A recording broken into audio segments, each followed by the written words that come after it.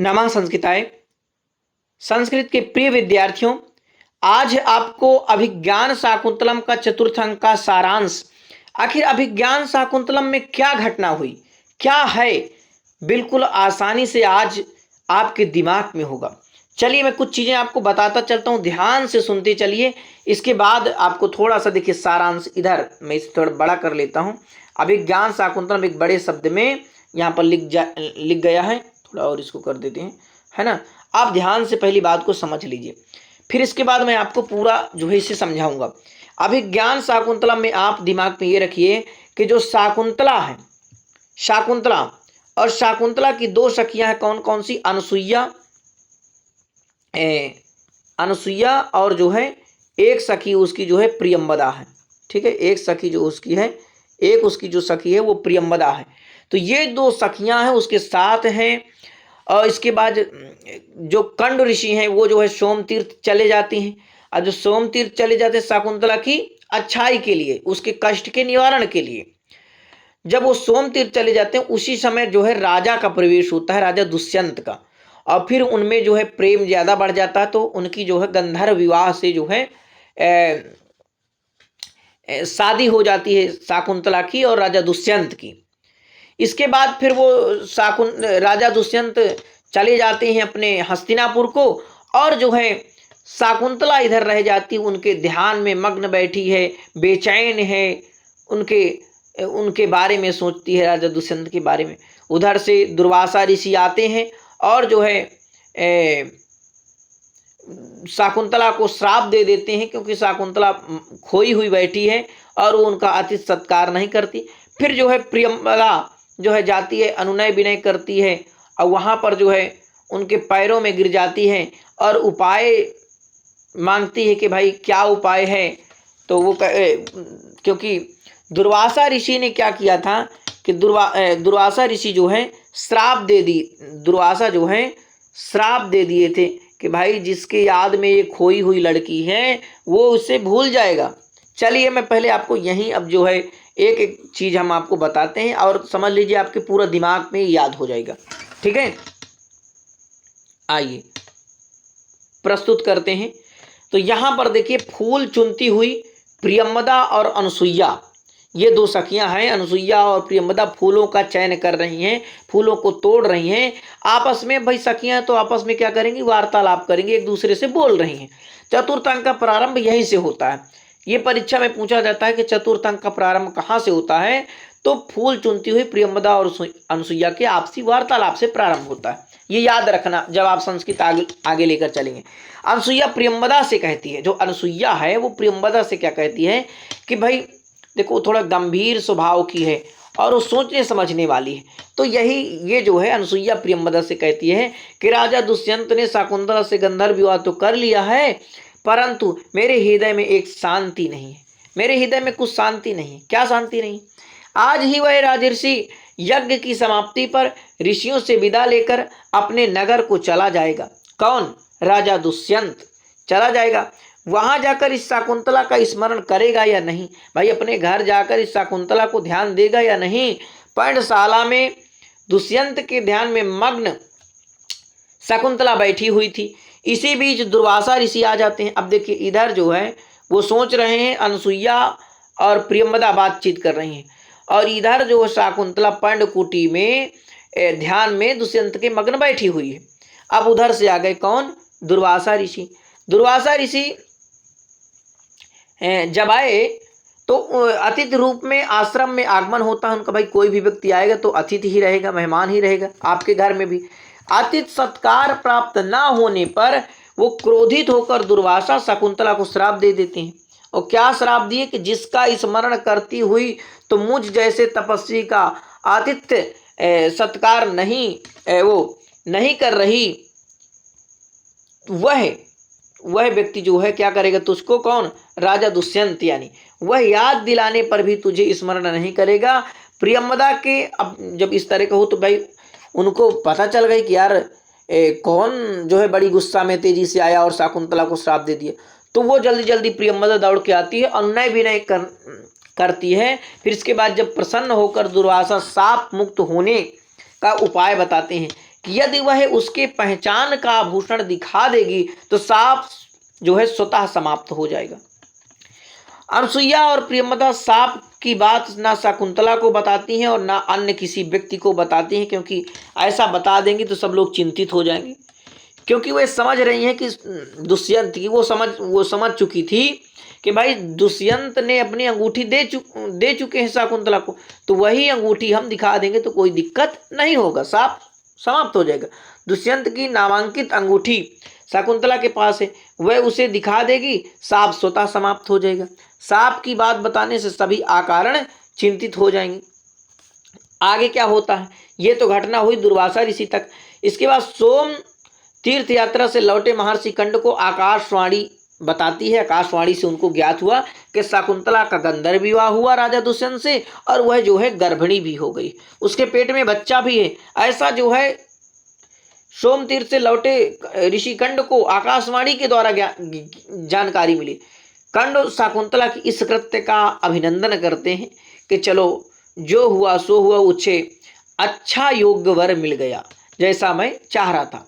हर पिता की इच्छा होती है कि भाई उसके लड़की के लिए एक अच्छा लड़का मिल जाए, तो भाई संजोग से प्रभु की इच्छा से ही मिल गया, संजोग हो गया तो कोई बात ही नहीं है। ऐसा वो सोम तीर्थ इसी के लिए गए ही थे, कल्याण के लिए। तो शकुंतला के इस कृत्य का अभिनंदन करते हैं। दुर्वासा के शाप के प्रभाव से शकुंतला को बुलाने के लिए राजर्षि दुष्यंत ने किसी भी व्यक्ति को नहीं भेजा, क्योंकि इधर श्राप लग गया था, नहीं भेजा। शकुंतला को पतिगृह भेजने के लिए कंड प्रबंध करते हैं कि भाई अब जो हो गए, लेकिन अब बेटी को तो अपने ससुराल जाना ही पड़ेगा। तो शकुंतला की विदाई की तैयारी होती है। वन वृक्षों द्वारा शकुंतला के लिए जो जिनको पानी डालती थी शकुंतला, उनसे जो है क्या है, रेशमी वस्त्र और पैरों पर लगाने के लिए जो है अलक्त यानी महावर, ये जो वृक्षों से निकलता है, तो अलक्त महावर तथा विभिन्न अंगों में पहनने योग्य आभूषण प्रदान किए गए। उन्हें लेकर तापस कुमार और नारद आता है, उन्हें गौतमी को दे देता है कि भाई लो अब शकुंतला को तैयार करो, अब इसे विदा करना है। इनसे शकुंतला को अलंकृत कीजिए। प्रियंवदा अनसुईया शकुंतला को सुसज्जित करती हैं अच्छे से। आप देखे होंगे कि जब लड़की विदा होती है तो कुछ लड़कियां आती हैं, उसको जो है सजाया करती हैं। सब यहीं से लिया गया है ना। जब लड़की की शादी होती है, जब उसकी विदाई होने वाली होती है, तो फिर जो कुछ लड़कियां होती हैं गांव की आती हैं, और जो घर की लड़कियां होती हैं, तो ये अब उनकी दोनों बहनें ही थी शकुंतला के, तो उसको जो है तैयार कर रहे हैं। इसी बीच हस्तिनापुर जाने वाले ऋषि सारंगरोह आदि बुलाए जाते हैं। सारंगरोह, शार्दूल और गौतमी, ये 3 लोग जाते हैं उसके साथ। तो ऋषि कंड शकुंतला की विदा के समय उनके वियोग में करुण रस से ओतप्रोत हो जाते हैं। भाई अब बेटी विदा होगी तो जरूर उन्हें दुख होगा। शकुंतला अपनी सखियों और सहचरियों मृगियों आदि से विदा लेती है। महर्षि कंड शकुंतला को लेकर ऋषि कुमारों के द्वारा राजा दुष्यंत के लिए संदेश भेजते हैं। भाई एक पिता है तो संदेश भेजेगा कि भाई कुछ उन्हें कह देना, क्या क्या कहना है ये बताते हैं कि आप अपने उच्च कुल के अनुसार शकुंतला की स्नेह प्रवृत्ति पर विचार करके अपनी अन्य पत्नियों, राजा दुष्यंत की 2 पत्नियां और थी, एक का नाम था हंसपदिका और एक का नाम था वसुमती। हंसपदिका, वसुमती राजा की पहले से 2 रानियां थी। आप देखे होंगे जैसे राजा दशरथ 3 रानियां की, सुमित्रा, कैकेयी और जो है मंथरा। वो सुमित्रा, कैकेयी और जो है आपकी कौशल्या हो गई। मंथरा तो फूट डालने वाली व्यक्ति है, ठीक है। तो ये था, अन्य पत्नियों के सदस्य इससे व्यवहार करें। महर्षि कंड सामान्य गृहस्थ पिता के समान पतिग्रह जाती हुई पुत्री को व्यवहारिक उपदेश देते हैं कि क्या देते हैं कि पतिगृह पहुंचकर बेटी तुम्हें क्या करना है। यही सब लड़की विदा होती तो सब यही चीज सिखाया जाता है कि सास ससुर की सेवा करना, और जो अपने परिजन के प्रति यानी जो तुम्हारे नौकर चाकर हों उनके प्रति दयालुता करना, सहृदयता रहना, पति के प्रति कभी विरुद्ध मत आचरण करना, यानी पति तुम्हारे कुछ कह लें तो इसके विरुद्ध आचरण मत करना, अहंकार न करना, कर्तव्यों का पालन करना चाहिए, कंड से विदा लेते हुए शकुंतला पूछती है कि हे पिताजी, अब मैं कब इस आश्रम का पुनः दर्शन करूंगी। कंड आशीर्वाद देते हुए कहते हैं कि बेटी, दुष्यंत के द्वारा जो तुम्हारा पेट में बच्चा पल रहा है, पुत्र को जब तुम राज्यभार सौंप दोगी तब पुनः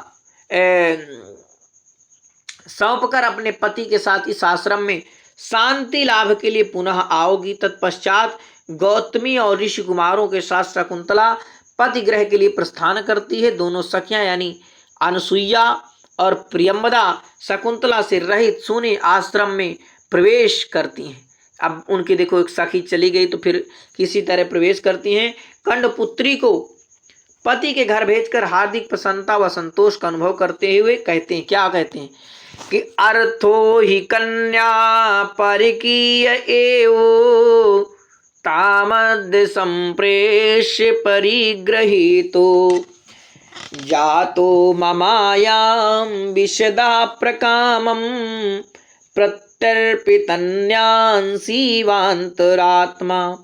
कन्या एक धन होती है। मान लो अगर आप किसी से उधार पैसा ले लिए हैं और काफ़ी दिन हो गए, 1 साल, इसके बाद जब आप उसका पैसा दे देंगे तो आप कहेंगे चलो भाई इधर से मुझे जो है संतुष्टि मिल गई, क्योंकि एक कर्जा बना रहता है ना दिमाग में। तो कन्या भी अर्थो ही कन्या पर की कन्या अर्थ यानी कन्या ही माने वस्तुतः कन्या भी पर की यानी दूसरे का धन होती है। कन्या जो है पराया धन होती है, मतलब लोग कहते हैं ना लड़की जो है पराया धन होती है, ठीक है।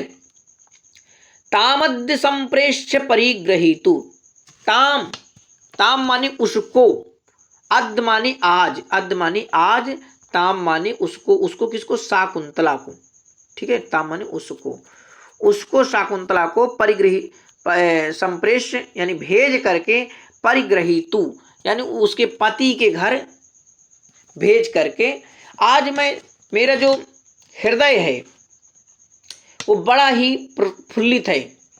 मम माने मेरा, अयम माने यह, विशदः प्रकामम ये जो मेरा हृदय है बड़ा ही जो क्या हो चुका है, प्रफुल्लित हो चुका है। तो मेरा जो हृदय है विशदा माने प्रसन्न, और प्रकामम माने अत्यंत जो है प्रसन्न हो गया है। ममायम, मम माने मेरा, अयम माने यह जो है मेरा जो है हृदय यानी अत्यंत जो है क्या हो गया है, प्रकामम का मतलब अत्यंत जो है, विशदा यानी प्रसन्न हो गया है, जातो माने हो गया है, ठीक है। क्या हो गया, जैसे प्रत्यर्पितन्यांसीवांतरात्मा, मेरी अंतर आत्मा इस प्रकार से अब जो है प्रसन्न हो चुकी है, इस प्रकार से मेरा हृदय जो है प्रफुल्लित हो चुका है। जैसे कोई व्यक्ति उधार लेता है और फिर उसके धन को वापस कर देता है, उसी प्रकार से आज पराया धन कन्या को मैंने भी उसके पति के घर भेज करके अब मैं जो है अत्यंत प्रसन्नता का अनुभव कर रहा हूँ। ये जो है कंडो कहते हैं अर्थो ही कन्या पर किए वो तामद्य सांप्रेषी। अगर आप अर्थ लिख देंगे तो और अच्छा होगा, अगर आपको वहाँ ध्यान रहे। बहुत बहुत धन्यवाद आप सभी का अभी तक जुड़ने के लिए। जरूर अपने मित्रों तक शेयर करिए और संस्कृत का प्रचार प्रसार करिए। और जो भी आपका प्रश्न है जरूर आप कमेंट करके मुझे बताइए।